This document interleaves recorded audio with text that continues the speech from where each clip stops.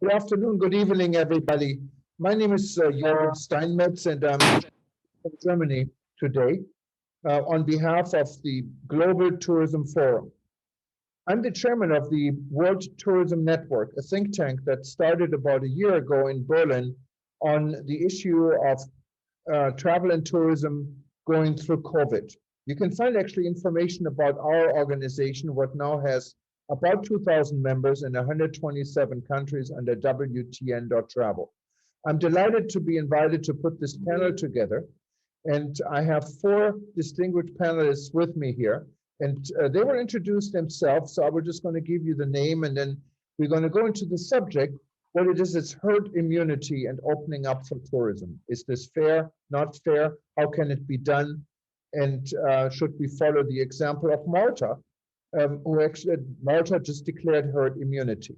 I wanted to go down the list and highlight Dr. Peter Tarlow. Dr. Peter Tarlow is a co-founder of the World Tourism Network. He's also a safety and security expert, and we'll tell you more in a minute. Then I wanted to introduce Deepak.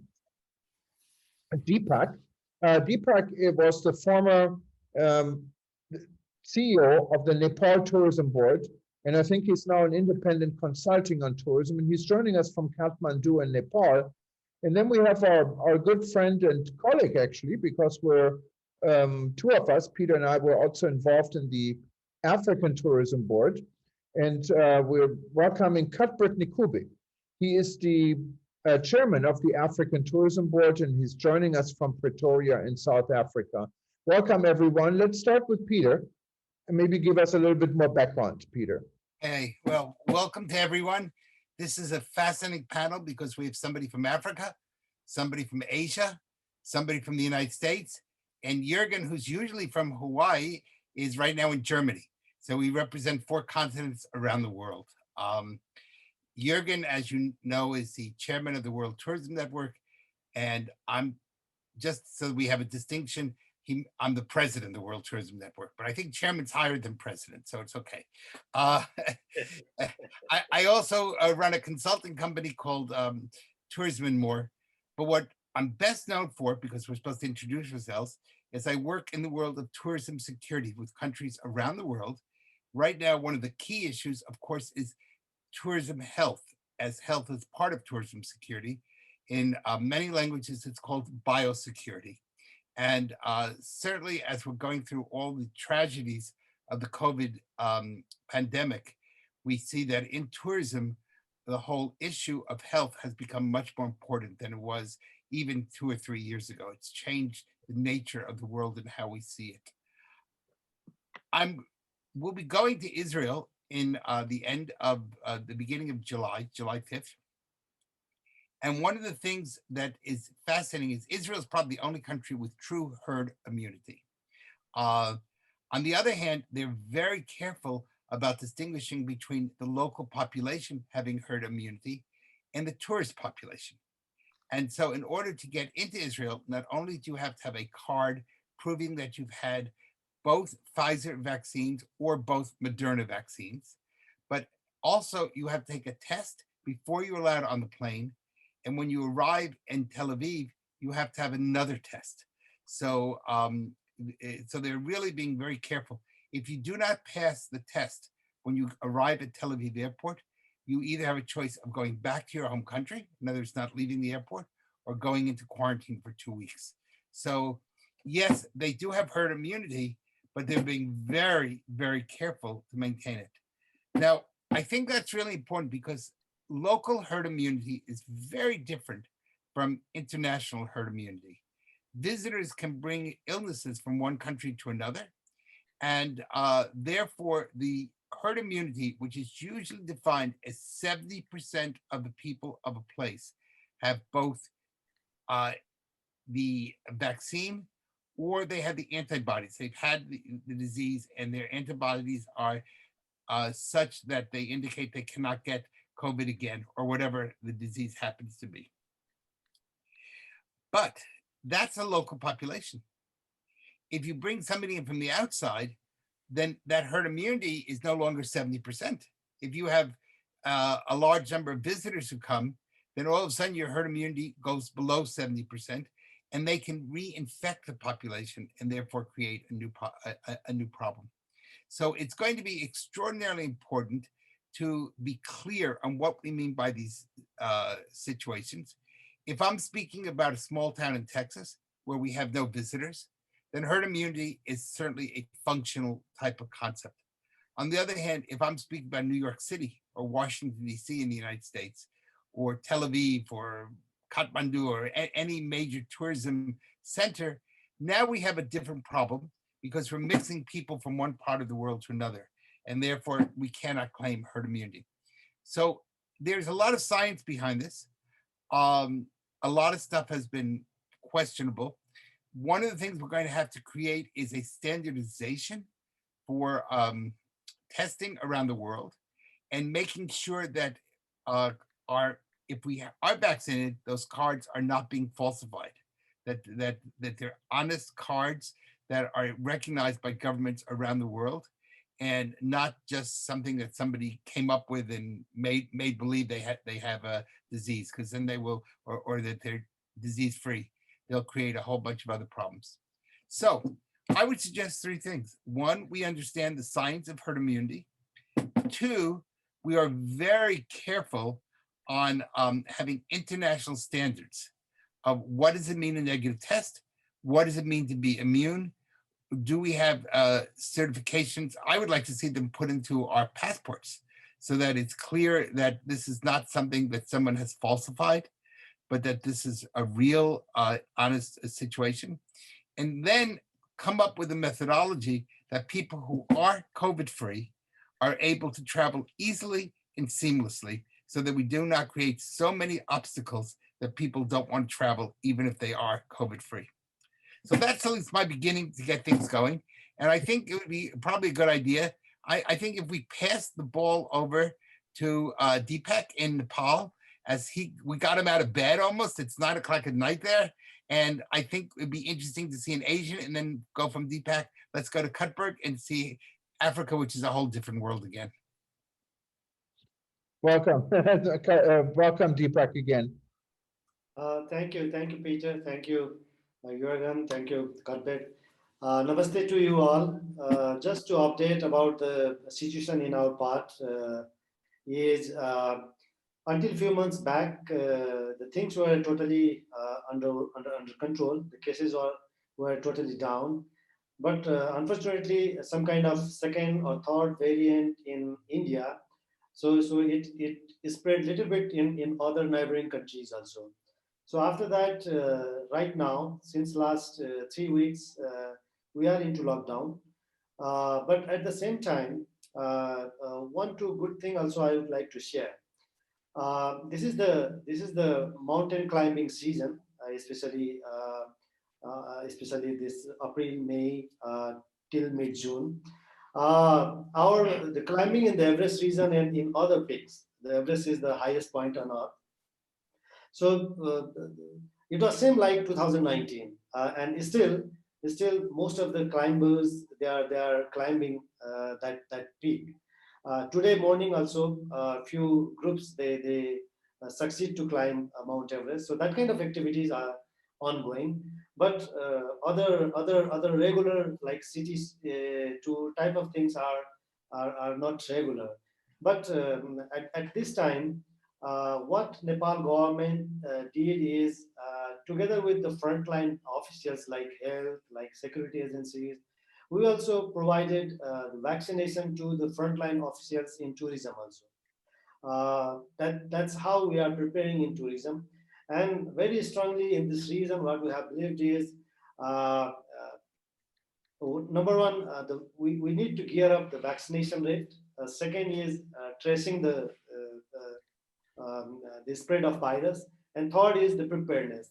So in these all three segments, this region is quite well gearing up. And another good thing is the cases, COVID cases. I mean that the rate of spread is also coming down in India and in many other countries, in Nepal also.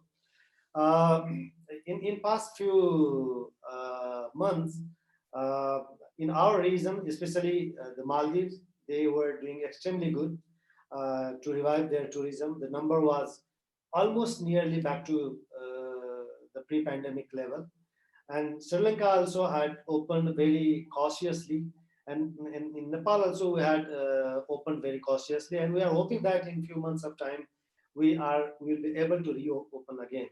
And one thing I would like to add here, sometimes the governments or the out of tourism businesses, uh, they don't have better understanding about tourism.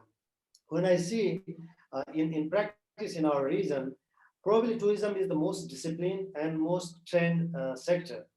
And for example, if we go to the hotel or restaurants, they're fully following all the protocols like sanitization, disinfection, isolation, distancing the tables. Everything is fully managed, because tourism is the business which is purely where we sell and buy the services, and we must win the trust of the guests. That's why tourism sector is more conscious than other sectors, I believe. And this has been seen over the years. So while opening up the activities, I think we have to be open to the tourism sector first. And second thing is, every country we should to think like tourism survives and thrives in a wide range of supply chain. When tourism opens up, many other sectors of socio-economic activities are also open up. And when tourism revives other sectors also, it helps to revive other sectors also.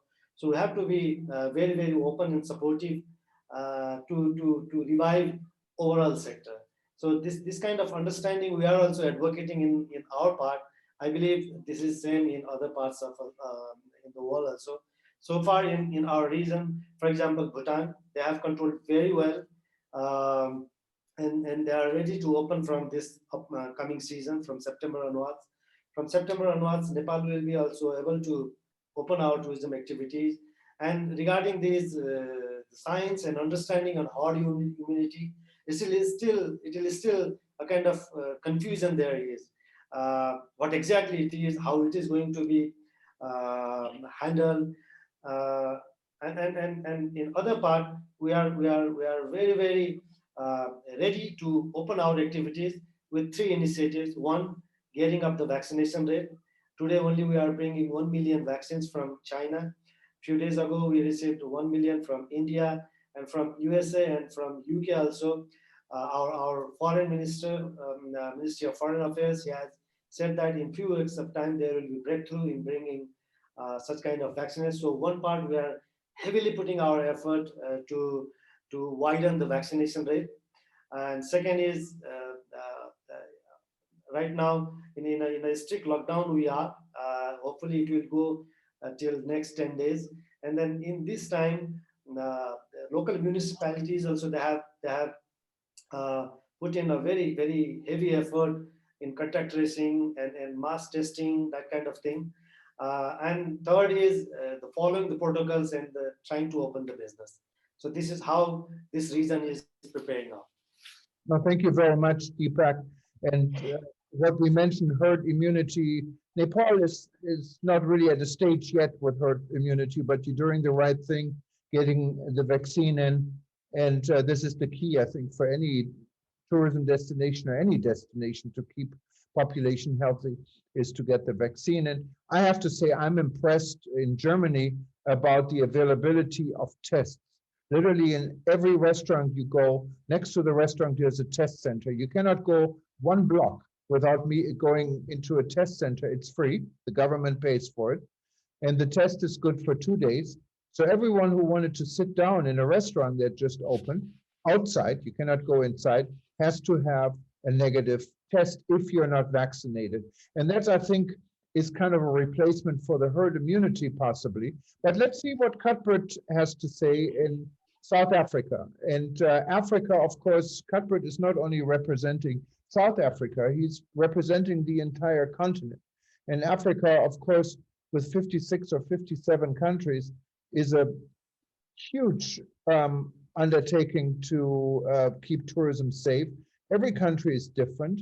But overall, I think there are a lot of common factors that brings Africa together and allows maybe a common approach also in fighting this disease and eventually open up for tourism. Welcome, Cuthbert.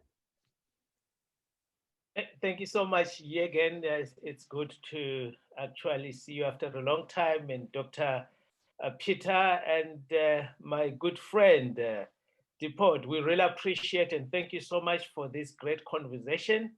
And when we talk about immunity, which really it's a very concerning subject, and Africa, it's quite very sad because you're looking at most probably 60% of Africa's 1.3 billion people will need to be vaccinated against this COVID-19 in order to achieve a continent-wide herd immunity. But with cases surging, governments are struggling and scrambling to secure supplies. It is deeply unjust and unfair that the most vulnerable Africans are forced to wait for vaccines.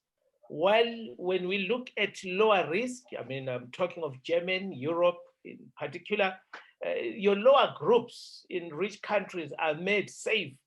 And I strongly believe that Africa is in danger of being left behind in the rollout of the COVID-19 vaccines as countries in other regions strike vaccine deals. We are not progressing at all. We have noted, especially yesterday in South Africa, where the president had to announce stricter measures, moving from level 1 to level 2, whereby we are looking at the numbers that are escalating almost on a daily basis. And I'm actually, we're noting with really appreciation, especially again in Germany, when you're saying in almost in each and every corner, you do have access to testing. But what we have noted in Africa, it's only a sector that is being tested. You are being tested because you've got a cough, or you don't feel well, or you want to travel. But the masses as such, especially in our townships, even the health protocols of making sure that you wear your mask and you distance yourself, it is not really happening. And we are saying, as the world, we are solving a problem that engulfs the whole continent, I mean, the global community. But we are focusing on a particular and omitting the other side, which it will definitely bounce back and haunt us, especially within the tourism sector, because it's a rotational. If we don't solve the problem as a global responsible citizens, it will surely haunt us back. So those are the challenges we're having in Africa. And also we have noted that there is no a systematic approach towards the vaccine and also towards testing. Each and every member state does his own. So those are the challenges we wish and really pray that we should actually, especially that gives a challenge to WHO to make sure that when they address these issues, the emphasis should be Africa. I know it has been left at the backdrop of all our endeavors within our initiatives to make sure that it's either we cap the pandemic, we control the pandemic, and ultimately we come to the extent where we would then announce the immunity, not only in a particular continent, but across the whole globe. So those are the challenges we need to really to address, especially as we are saying, look, we advocating for activation in our economies and especially in our travel sector. No, Cuthbert, I think you have such a valid point, because this is an interconnected world. And what our president in the United States said, well, no one's going to be safe until we all are safe. And that brings me maybe to one question, Cuthbert. This is in regards to the patent situation. Pfizer, Moderna, for example, these are the two medicines we have, the two vaccines we have in the United States, for example. They are under a patent rule, and President Biden offered to relax this patent so Pfizer and Moderna could be, I would say, copied or could be produced in countries that don't have the financial resources to do it. But then the other part of the voice from Europe, it said, okay, if we do this, how safe is it? I mean, can we trust other companies to have the same quality standard? And they said they don't want to loosen this patent. But what is the solution here, Cuthbert? Look, we are in this together, colleagues, whether we like it or not. What affects the United States, it affects the whole of Africa. What affects Africa ultimately, it will affect all of us. In other words, we might be going back to square one. If we look at what has been going on in India for the first few months, that should be a learning curve for all of us. That's why even the United States, Britain, they to rally behind India. So we don't have to wait for a catastrophe to strike before we stand up. And look, it's patterning. I think it will be a good idea, under strict supervision, of course, to make sure that always you'd find people, they take advantage. We have seen that in Africa, where resources that were actually supposed to be channeled towards the COVID the challenges we have, they ended up in somebody's pocket. That's yes. The challenge we have. So definitely it has to, let's loosen up, but still under strict supervision from the owners. Yeah, I think that's really, Cuthbert, I think that's really key. Speaking from the United States, well, first of all, the president had to withdraw that statement, because the problem is that the millions and millions of dollars were invested in the development of those vaccines. And if the patent is given out just quickly like that, the major pharmaceutical companies have said when the next pandemic comes, they will have learned their lesson and they will not develop a vaccine. So we have to be very, very careful, because they took an incredible risk in getting a vaccine that normally takes 5 to 6 years to develop, and they got it done within 11 months. So, but that was at a huge cost, at a huge gamble. And so that the idealism is great, but on the other hand, there's also the practicality, because we're going to have another pandemic. And if we're not, and if we blow our goodwill on this pandemic, we won't be prepared for the next one. I think Cuthbert is also right that in order for vaccines to be given, we have to be absolutely clear that they're honestly being given. Now, I've worked in many parts of the world where things were sent, food, money, all sorts of stuff, and they ended up in politicians' pockets and not where they were supposed to go. And so if this mixes with corruption, I will tell you that one of the problems is that certain parts of the world will have a tremendous negative reaction, and when help is needed, it won't happen again. For example, there's a suggestion that Europeans all be taxed an extra $100 a month or whatever it is to pay for vaccines in Africa. And that might, but then when I present that idea to Europeans, they're not so happy about it. So the issue is, it's easy to talk, but you actually have to get down to facts. The second part of that is that this disease also attacks those who have particular comorbidities, such as high rates of diabetes, high use of sugar, high use of carbohydrates. And therefore, just the vaccine is really important. I don't want to take that away in any mean at all. But in order to heal, for example, in Africa, where you have all sorts of problems of poor nutrition, poor water,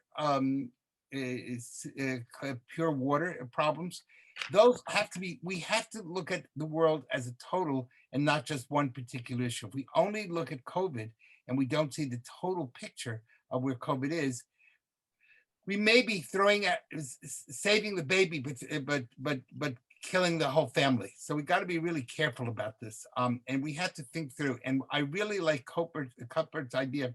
We need an international commission to talk about priorities, strict supervision, where we need to put our emphasis, and what are our goals. The other part of that is the tourism industry cannot be selfish. Because if we only are talking about what happens to the tourism industry, but we're not looking at the local population, then we're going to, in the end, who works in the tourism industry? It's people from the local population. And I was just in Latin America. And one of the things I said is, yes, they're testing everybody who goes into a restaurant, but they're not testing the people who work at the restaurants. And so unless you test someone who works in a restaurant, who works in a hotel every single day, you make sure that those people are well. You may have a safe guest, but you may have a sick situation because of the fact that the staff is not well. So we have to make sure that not only visitors are taken care of, but we also have to make sure the local population is taken care of. And so Cuthbert's points are really well taken, but we have to think through, not just think idealism immediate, think through what will, for every problem that we try to solve, we may create 2 or 3 new problems, and they may be worse than the problem we're trying to solve. So we have to think that through really carefully and clearly. What other unintended consequences are we having because of a policy? And President Biden saw that when he made that statement, and then basically had to withdraw it because he realized he put himself and he put much of the world in danger by that statement. It was a nice statement, but it just wasn't true. Thank you, Peter. We have only like 2.5 minutes left. So let's give one 1.5 minutes to summarize this report. No, I can see Cuthbert all excited. So Cuthbert, you go ahead. Minute and a half. I just want to understand the doctor's sentiments. When you say we have 2 options here, it's either you kill the baby and save the whole family, or you try to save the baby. In the process, you might lose the father or the mother. Yeah. I'm saying, colleagues, it's not going to work if we don't approach this in a holistic way, where we are saying, let us not look for a solution in Europe. It has to actually be inclusive. We are in Africa. You can solve the problems on the other part, unless if we agree that we will then, when the whole community, the other continents, they become immune, except with the exception of Africa, then we close them out, so that at the end of the day, they don't join the rest of the family, because it's obvious it is going to go back to square one. So we need really to say, look, yes, we have these challenges. Let us include the child so that we can see what modalities and mechanisms that will surely, be appreciated with your little baby. And I wouldn't say Africa is the little baby, but we are part of the equation. We cannot omit Africa. Let's have a solution, a global solution in that case. Yes, it's very important that we have a holistic solution. And no, Africa is not the baby, but we have to make sure the entire family is saved. And that means we have to think through carefully, not use idealism, use practicality. Yeah, and I'm sorry to cut this short, because this is such a great discussion, and we should hopefully continue this discussion. We will at UTN and World Tourism Network. But Deepak, you've been patiently sitting there, so you have pretty much the last word here. So how do you summarize all of this? I think to overcome this pandemic, no matter how best we work inside the country or inside the community, that's not going to help. So this is where in our region we also failed. And I would like to request all the governments and the countries, like, come together to control this pandemic with topmost priority. That's the only way we can control. Otherwise, doing best inside the country only is not going to help. Thank you, Deepak, and thank you everyone for attending. And we're looking forward to having you again on a panel, also at WTN.travel. And thank you for the Global Tourism Forum to giving us the opportunity to contribute to your important event. We're looking forward also to your next event in Indonesia. And from here, from Germany, from Texas, from South Africa, and from the United States, I can only say good evening, goodbye, and Nepal. we will be in touch soon. Thank you. Bye. Thank Bye-bye. you so much.